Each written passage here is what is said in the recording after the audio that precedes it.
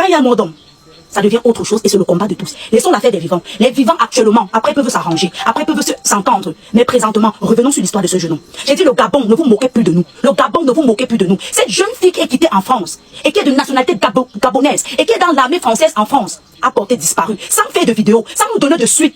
Il est mort vendredi, quand l'eau, il a coulé dans l'eau vendredi.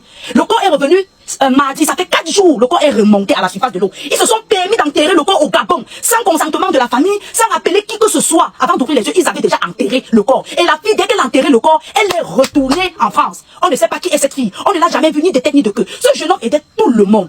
Il partait en France, il n'était pas que les Gabonais. Il partait en France, d'autant plus qu'il vivait en Côte d'Ivoire. Il partait en France, en France, partout. En fait, il était tout le monde entier. Mais on n'arrive pas à comprendre. Oui, certains diront, oh, il est mort, n'engagez pas les gens. Oui. Parce que le fou n'est pas encore tombé dans ta famille pour que tu saches que ça fait mal. D'accord? Il est mort, mais on doit au moins se connaître ce qui s'est passé là-bas.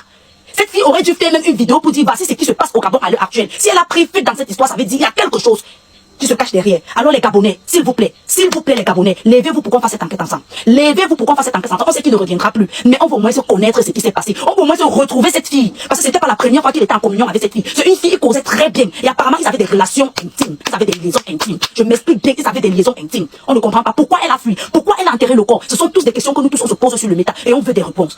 On continue l'enquête, on n'a pas baissé les bras. Parce que ce monsieur, c'est une bibliothèque qui est partie. Il faisait de la naturopathie. Et il aidait tout le monde. Tout le monde. Quand vous partez dans ces vidéos, vous voyez les bains, les ceci. Et personne ici sur le méta ne va dire qu'il ne connaît pas ce ton. Personne.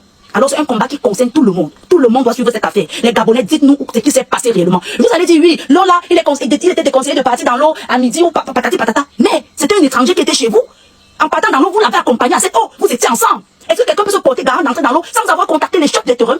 Il y a le chef, il y a les autorités. Vous étiez ensemble. Est-ce qu'il est venu et il ne connaissait pas l'eau? Il est parti de lui seul? Non. Pourquoi donc vous vous cachez? Pourquoi la fille a fui?